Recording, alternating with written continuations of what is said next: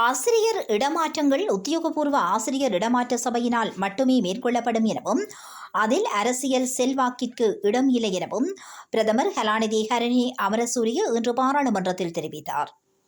எதிர்க்கட்சியினர் எழுப்பிய கேள்வி ஒன்றிற்கு பதிலளித்த பிரதமர் கலாநிதி ஹரணி அமரசூரிய மேலும் தெரிவிக்கின்ற போது, தேசிய பாடசாலைகள் மற்றும் மாகாண பாடசாலைகளில் நிலவும் வெற்றிடங்கள் இதற்கேற்ப மாகாண மற்றும் தேசிய பாடசாலைகளில் மேலதிகமாக உள்ள ஆசிரியர்களை தற்காலிகமாக இணைப்பு செய்யுமாறு வலய கல்வி பணிப்பாளர்களுக்கு கடிதம் மூலம் தெரிவிக்கப்பட்டுள்ளது.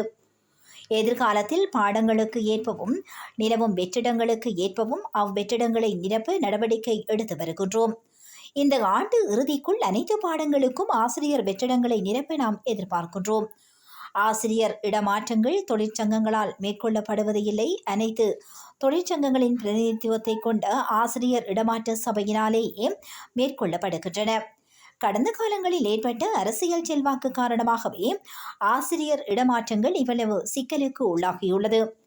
கல்வி சீர்திருத்தம் தொடர்பான கலந்துரையாடலின் போது பல வருடங்களுக்கு பின்னர் அரசியல் தலையீடுகளின்றி ஆசிரியர் இடமாற்றல் சபை சுயாதீனமாக இதனை செய்ய முடிந்ததாக குறிப்பிட்டுள்ளனர். ஆசிரியர்களை இடமாற்றம் செய்வதில் கல்வி அமைச்சராக நான் செல்வாக்கு செலுத்தாததே இதற்கு காரணம் என்றும் குறிப்பிட்டார்கள்.